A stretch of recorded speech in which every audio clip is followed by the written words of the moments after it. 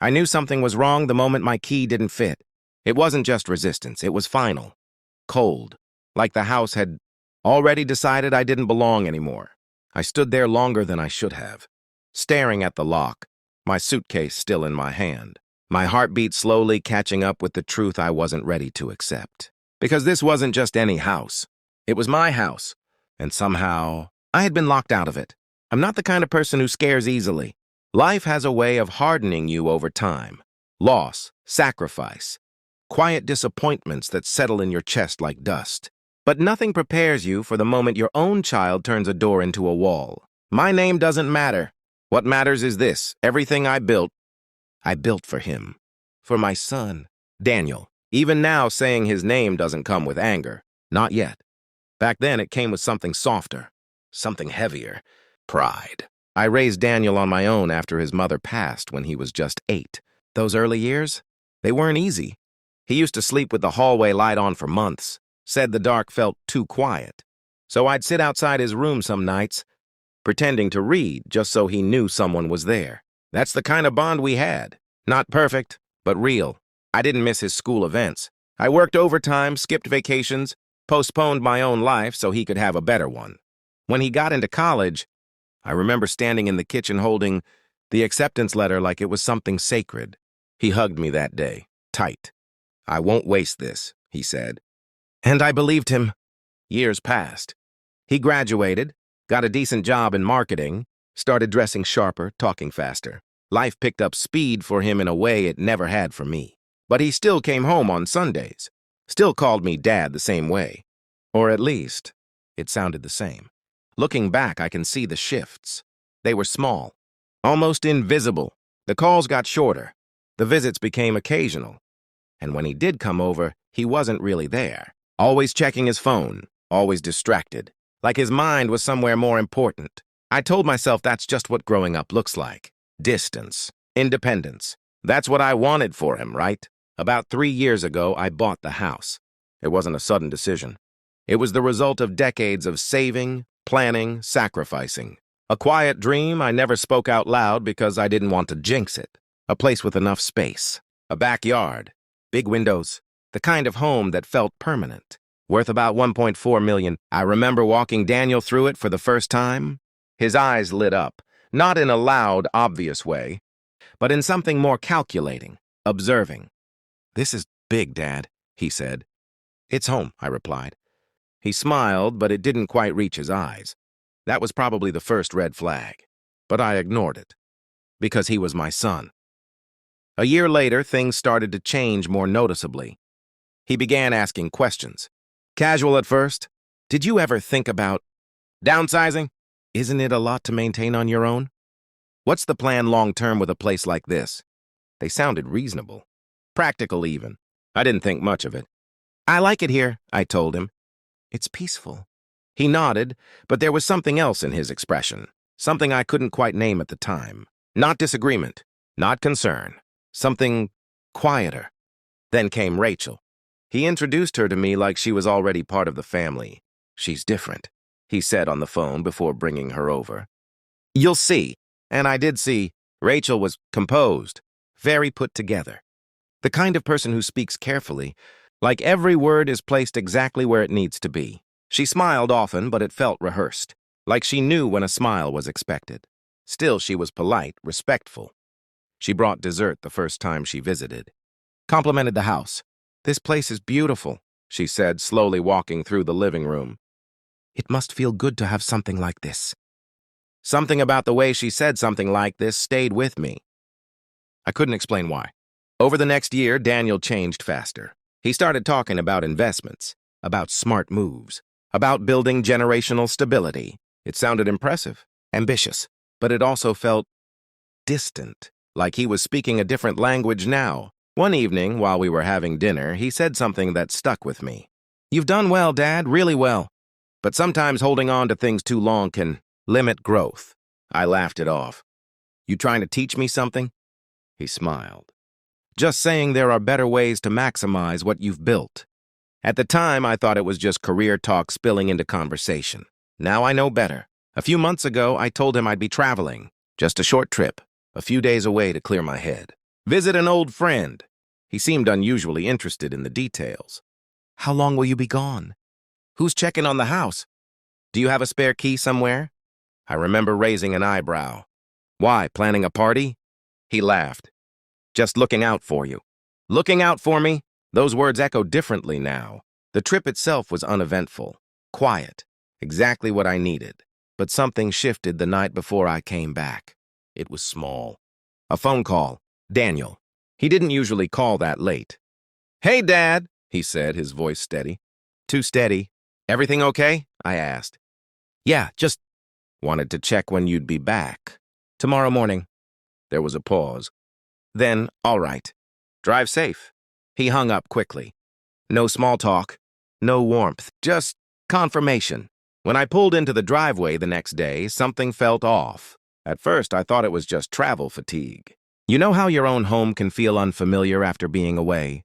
But then I noticed the small things. The curtains were slightly different. The porch light, off when I always left it on. And then, the lock. That moment when my key didn't fit. When everything stopped, making sense. I stepped back slowly, my mind trying to catch up. Maybe it was damaged. Maybe I was using the wrong key. Maybe. The door opened. And there he was. Daniel, standing inside like nothing was wrong, like this was normal. Hey, Dad, he said calmly. Too calmly. And just behind him, Rachel appeared, her expression unreadable. I tightened my grip on the suitcase. Why doesn't my key work? There was a pause. A long one. The kind that stretches just enough to make your stomach drop. Daniel exhaled slowly, like he'd been preparing for this moment. Then he looked me in the eye and said, because we needed to make some changes.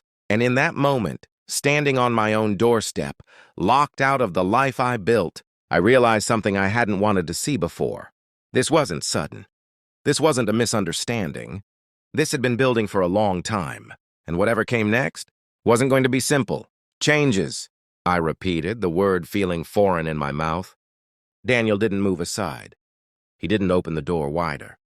He just stood there, one hand resting lightly against the edge, like he was controlling how much of my own home I was allowed to see. Behind him, Rachel crossed her arms slowly, watching me, not with concern, not even with guilt, but with a kind of quiet patience, like she'd already seen this moment play out in her head. I don't understand, I said, my voice steady, even though something inside me had already begun to fracture. Why doesn't my key work? Daniel glanced back at Rachel for half a second. A silent exchange. Then back to me. We changed the locks, he said. Just like that. No hesitation. No apology. For a moment, I honestly thought I'd misheard him. You changed the locks, I repeated slower this time, as if saying it differently might make it make sense. Yeah, he said, nodding once. We had to. That word landed heavier than anything else. I shifted my weight slightly, setting my suitcase down on the porch. Not because I wanted to, but because my hands suddenly didn't feel as steady as they should. Daniel, I said carefully, this is my house. I know, he replied quickly. Too quickly. And that's exactly why we need to talk. Need to talk. Standing outside. Like a stranger. I let out a quiet breath, forcing myself to stay calm. Raising my voice wouldn't fix anything. It wouldn't undo whatever this was. Then talk, I said. Because right now all I see is my son locking me out of my own home. His jaw tightened slightly. It's not like that. It feels exactly like that. Another pause. This one sharper, more fragile. Rachel stepped forward then, just enough to be seen clearly beside him. We're not trying to upset you, she said, her tone smooth, controlled. This is about making things more sustainable. Sustainable, another carefully chosen word. I looked at her, then back at Daniel. What does that mean? Daniel ran a hand through his hair, exhaling like this was all just inconvenient. It means he started, you've been handling everything on your own for too long. The house, the expenses, it's not practical anymore. I almost laughed. Not because it was funny, but because of how completely wrong it was. I've been managing just fine. Yeah, he said, nodding again. But fine isn't the same as smart. There it was again. That tone. Not concern. Not care. Evaluation. Like I was a problem to be solved. I didn't ask for help, I said quietly. You shouldn't have to, he replied. That's the point. I'm your son. I'm supposed to step in. By locking me out? That's not what this is. His voice rose slightly for the first time, then dropped again just as quickly, like he didn't want things to escalate. But they already had. I took a step closer to the door. Instinct, maybe, or habit. But Daniel didn't move, didn't make space, didn't invite me in, and that hurt more than anything he'd said so far. So what is this? I asked, my voice lower now. Because from where I'm standing, it looks like a decision was made without me. Another glance between him and Rachel. Quicker this time! More practiced? We've been thinking about the future, Rachel said. We. Always we. And I asked. And this house, she continued, her eyes briefly scanning the interior behind her. It's an asset. A significant one. Something in my chest tightened. Asset, not home. Daniel stepped in again like he needed to take control of the conversation. What she's saying is we have an opportunity here. We? Yes, we, he said firmly. All of us. No, I replied just as firmly. There is no we if I don't even have a key to my own front door. Silence. Heavy. Unavoidable. Daniel exhaled slowly, his shoulders dropping just a little. Look, he said softer now. This isn't easy to explain all at once. Try me. Another pause. Then finally, we've already started making arrangements. The words didn't hit all at once. They settled in slowly, like something sinking beneath the surface. Arrangements, I repeated. For what? He hesitated, and for the first time since I got there, I saw it. Not confidence, not control, something else. Uncertainty, Rachel answered instead. For a transition, she said. My eyes shifted to her. What kind of transition? She held my gaze evenly. The kind that ensures long-term stability. For everyone. I felt a strange calm settle over me then. Not relief, not acceptance, just clarity. The kind that comes when something finally stops pretending to be anything else. I bent down, picked up my suitcase again, and straightened slowly. Daniel, I said, looking directly at him. Did you think I wouldn't notice? He frowned slightly. Notice what? I held his gaze for a moment longer. Then I said very quietly that I've already been making my own arrangements. That caught him off guard.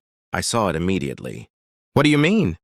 He asked for the first time since I arrived. I didn't feel like I was standing outside.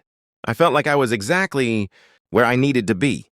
I mean, I said, adjusting my grip on the suitcase, you're not the only one who's been thinking about the future. Rachel's expression shifted slightly. Just a flicker. But it was enough. Daniel shook his head, a small, confused laugh escaping him. Dad, what are you talking about? I looked past him into the house. The furniture, the walls, the life I had built piece by piece, and then back at him. I was planning to tell you, I said. Just not like this. Tell me what? Another pause, but this one was mine. Deliberate. Controlled. That this house, I continued slowly, is no longer something you can make decisions about. The silence that followed felt different, sharper, heavier. Daniel's expression changed. Not anger. Not yet, but something close. Why would you say that?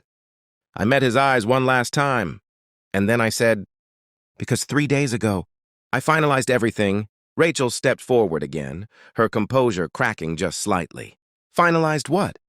I let the moment sit. Just long enough. Then calmly, I'll explain, I said, but not on the porch. And for the first time since I arrived, Daniel hesitated, standing there in a house he thought he controlled, unsure whether to let me in.